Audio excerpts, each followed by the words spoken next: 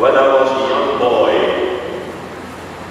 and attending the primary school, we had a teacher, a master, schoolmaster, a teacher, who was at the same time a very lovable man. At least we loved him, we respected him very much, and yet also very strict.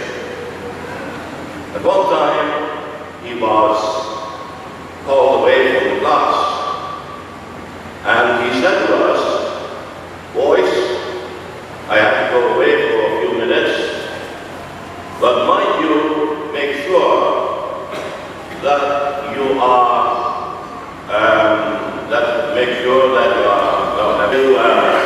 while I am away, while I am absent, mind you that you are not making a class. Just read the book, your school book, do your homework, and be silent. And if when I come back, if I discover that one of you has been playing the fool, I do not want to have him in the class anymore." Well,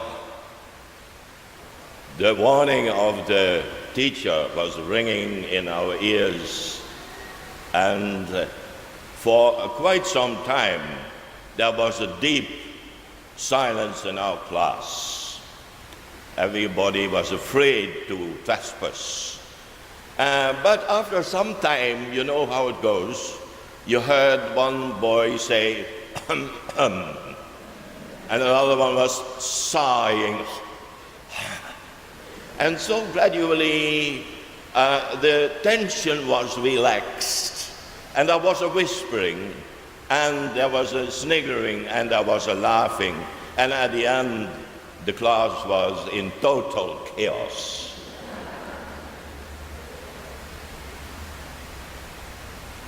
I had to think about this event when I read the Gospels actually of the last few Sundays, which all refer in one way or another to the return of the Master.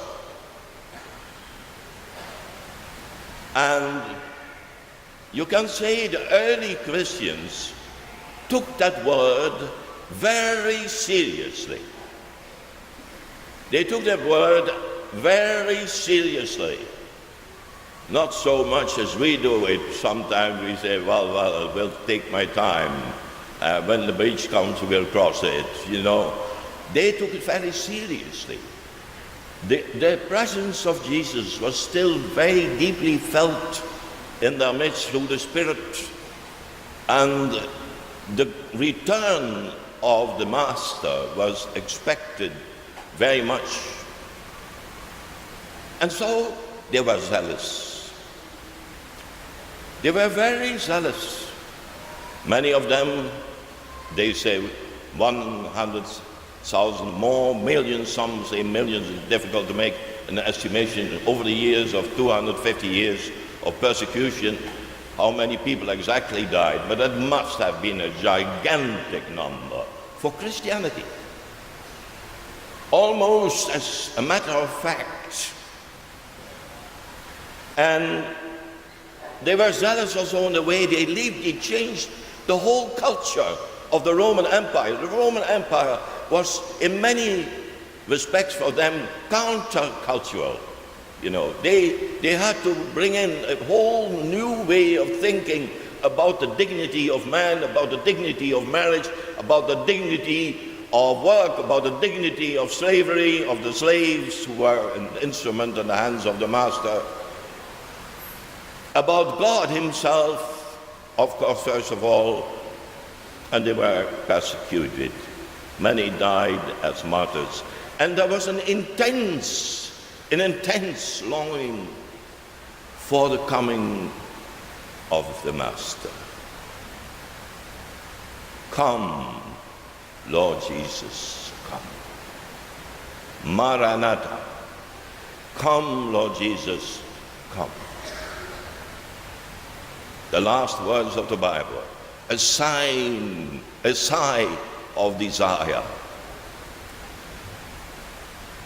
Well, We live now 2,000 years later,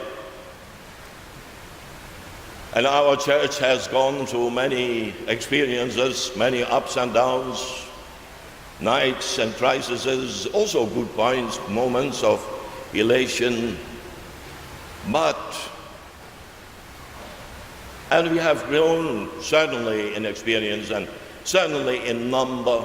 I have been told that 20% of the world population are, in name at least, Catholics. But can we also say that we have kept our zeal, that fire that was in the early Christian community? Have we kept it? That love, look how they love one another, the pagans said. They had never seen such a love. Have we kept it?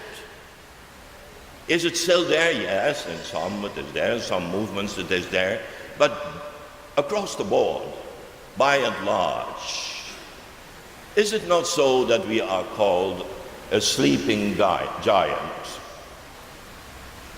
That tells you something about the impression Catholic makes sometimes on others. Somebody said, we have kept the faith. Yes, we have kept the faith. All the articles of faith we have kept. But we have lost the heat of love, the heat of fire, the heat of zeal. That is not there anymore in many people.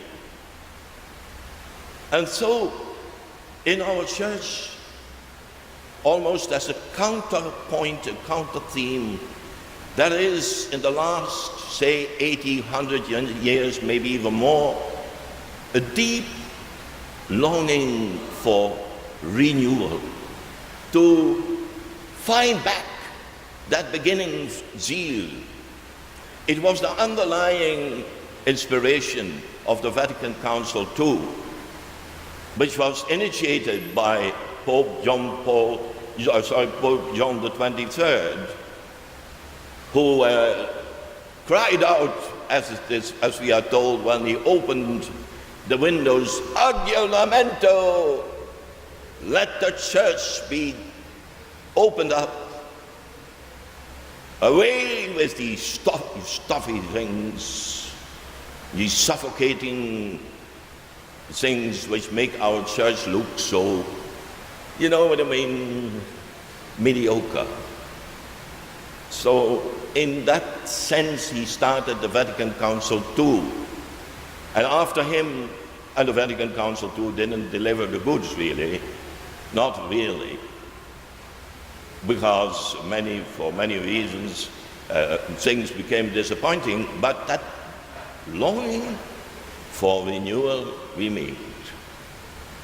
In Pope Paul VI, in John Paul II, in Benedict, and lately in our new Pope Francis, all wanted to have that new Pentecost, that new renewal in which our church would find again its ultimate greatness, if I may say so.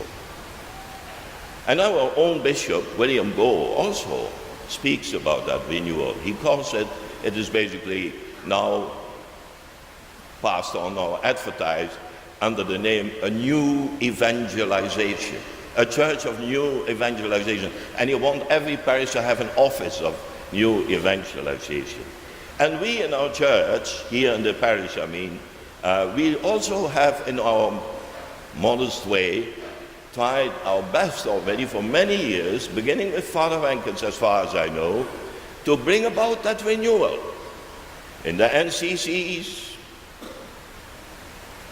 in the PRE, which he started and which I have resumed recently, in, but what else did we have? In the Alpha course. There are more things, but I can't remember so soon, but in particular also in this Pota retreat, which is part of our effort to start the engine going I remember there was once a man, what was his name now? Harold. He had a motorcycle in our compound. And every morning when he went to his work, he began to start that motorcycle. I was afraid because I'm an early riser and actually against my wish. I want to lie in bed till 11 o'clock in the morning. I'm rather lazy. But I was already up and about 6, trying to fall asleep again, and he was working away on that motorcycle of him. I thought, now, yeah, man. I said, come on, man, come, do a bit more. Then, yes, I thought, no, felt that daddy. Now, that is the point with many renewal movements. You try to start the motorcycle with this and with that, and for one moment the people are on fire, and they stick up their hands, and they promise all sorts of very unrealistic things, at least in the eyes of the world. And afterwards, how do we pass on? How do we go on? I remember an old priest who, after every retreat, came home and said to his fellow priests, okay, he said, now back to normal. Are you also going back to normal? Are you also going back to normal? What is the point of always getting your motorcycle started and then you cannot drive on? Back to normal, back to your normal feelings for your neighbor, back to your lack of prayer, back to your immoderate desires, back to whatever you can think of that is not Christian. And you don't make any difference with the people who are not baptized at all and who are sometimes better than you. Back to normal, what does that mean? You cannot go back to normal as a Christian, especially not when you have gone through the Pota retreat. You must be forever on cloud 9. Well, I take the opportunity also, because it is the last time that we are in an official setting here, to thank Father Augustine. He is a marvelous and wise and good and deep priest. Please give him a clap.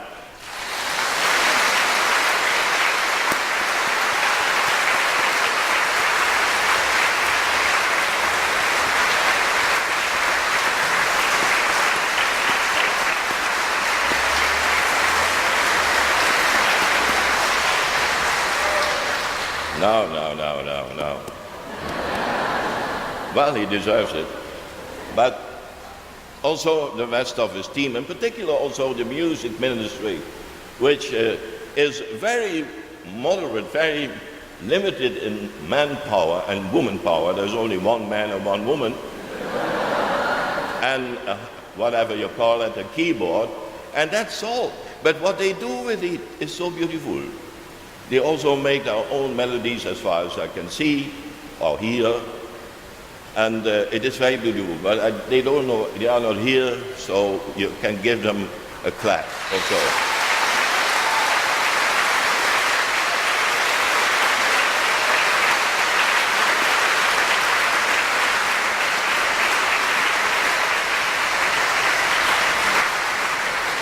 They are husband and wife.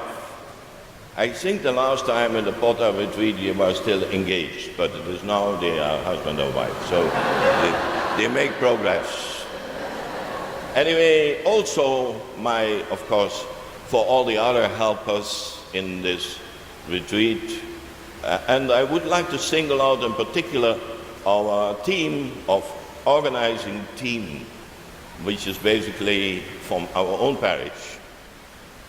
They have done a wonderful job to prepare this team, set up the tent and all the food and all that, registration and that sort of things.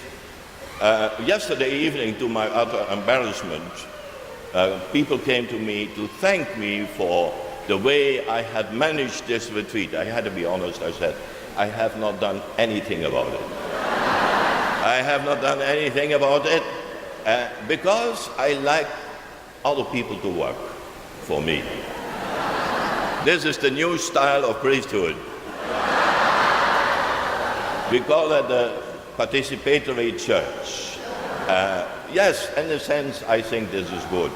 In the past, the priest was always fussing around and trying to do things which other people could do much better. So I prefer myself to be a bit at the background, to give the ideas if necessary, but in this case it was not even necessary to say anything. Now, how do we go on? That's a very important question.